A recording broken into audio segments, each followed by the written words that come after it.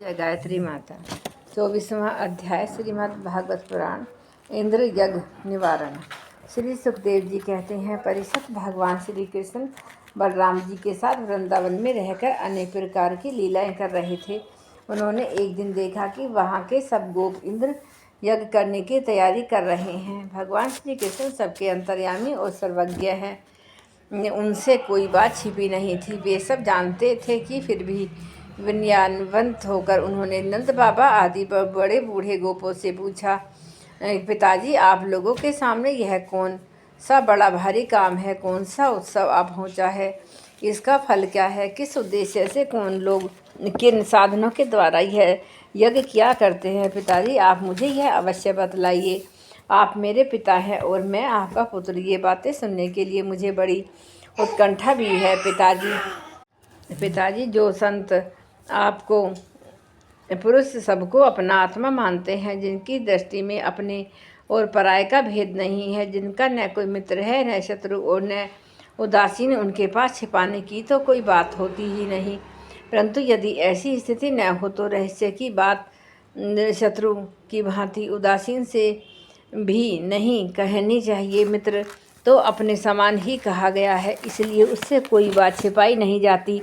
यह संसारी मनुष्य समझे अनेकों प्रकार के कर्मों का अनुष्ठान करता है। उनमें समझ बूझकर करने वाले पुरुषों के कर्म जैसे सफल होते हैं, वैसे भी समझ के नहीं।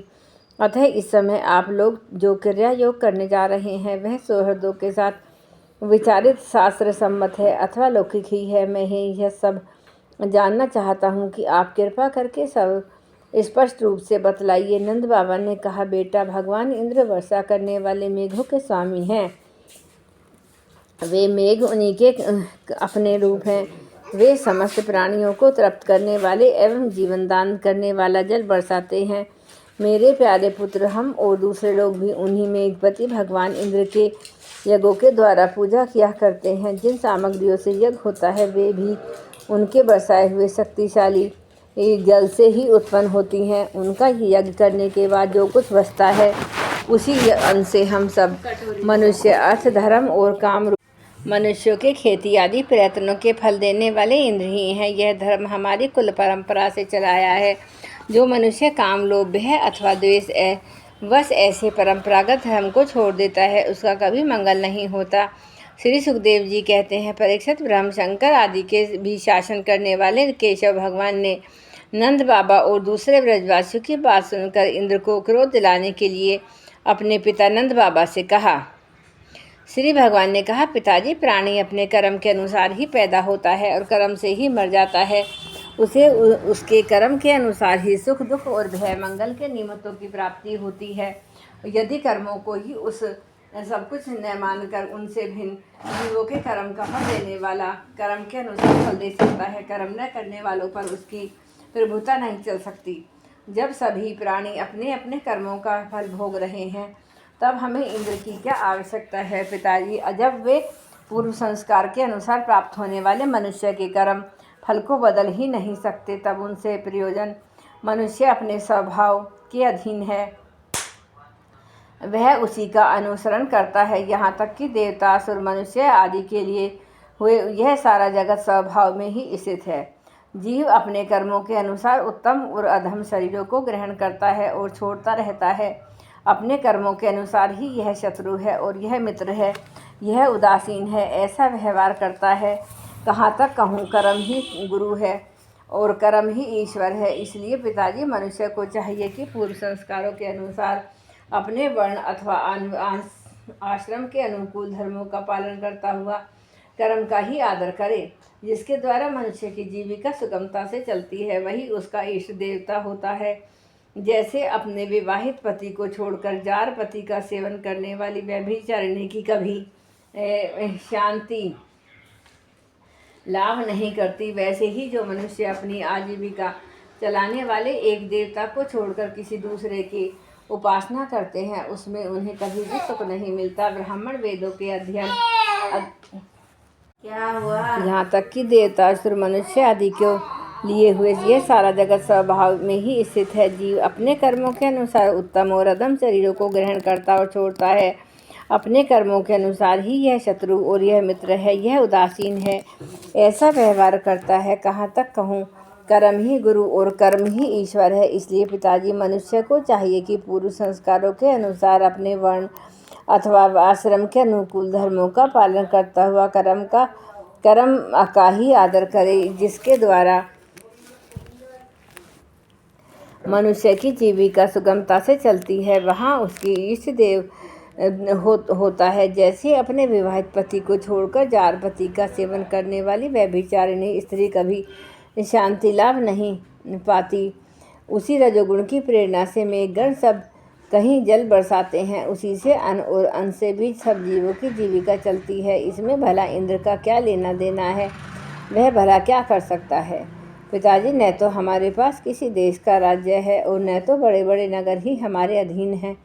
हमारे पास गांव या घर भी नहीं है। हम तो सदा के वनवासी हैं। वन और पहाड़ ही हमारे घर हैं। इसलिए हम लोग गो, ब्राह्मणों और गिरिराज का यजन करने की तैयारी करें। इंद्र यज्ञ के लिए तो जो सामग्रियाँ इकट्ठी की गई हैं, उन्हीं से इस यज्ञ का अनुष्ठान होने दें। अनेकों प्रकार के पकवान, खीर, हलवा, पूरी आदि से लेकर मूंग की दाल तक के बनाए जाएं। ब्रज का सारा दूध एकत्र कर लिया जाए। वेदवाणी ब्राह्मणों के द्वारा भली भांति हवन करवाया जाए और उन्हें अनेकों प्रकार के अन्न और दक्षिणा दी जाए। और भी चांडाल, पतित तथा कुत्तोत्का को यथा योग्य वस्तुएं देकर गायों को चारा दिया जाए और फिर गिरिराज को भोग लगाया जाए। इसके बाद खूब प्रसाद खा पी कर सुंदर सुंदर वस्त्र पहनकर गहनों से सजा के लिया जाए और चंदन लगाकर गो, ब्राह्मण, अग्नि तथा गिरिराज गोवर्धन की प्रदक्षिणा की जाए। पिताजी, मेरी तो ऐसी ही सम्मति है। यदि आप लोगों को रुचि तो ऐसा ही कीजिए। ऐसा गो, ब्राह्मण और गिरिराज को तो प्रिय होगा ही, और मुझे भी बहुत प्रिय है।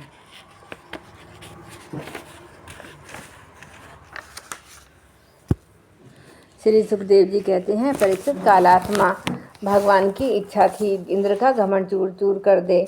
नंद बाबा आदि गोपों ने उनकी बातें सुनकर बड़ी प्रसन्नता से स्वीकार कर ली। भगवान कृष्ण ने जिस प्रकार यज्ञ करने को कहा था, वैसा ही यज्ञ उन्होंने प्रारंभ कर दिया। पहले ब्राह्मणों से स्वास्थ्य वाचन कराकर उसी सामग्री से गिरिराज और ब्राह्मणों को सादर भेंटें दी और गौ को हरी हरी घास खिलाई।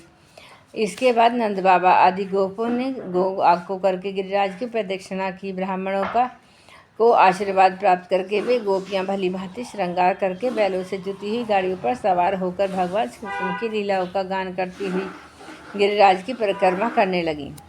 भगवान श्री कृष्ण गोपों को विश्वास दिलाने के लिए गिरिराज के ऊपर एक दूसरा विशाल शरीर धारण करके प्रकट हो गए तथा मैं गिरिराज हूँ, इस प्रकार कहते हुए सारी सामग्री आरोग लगे।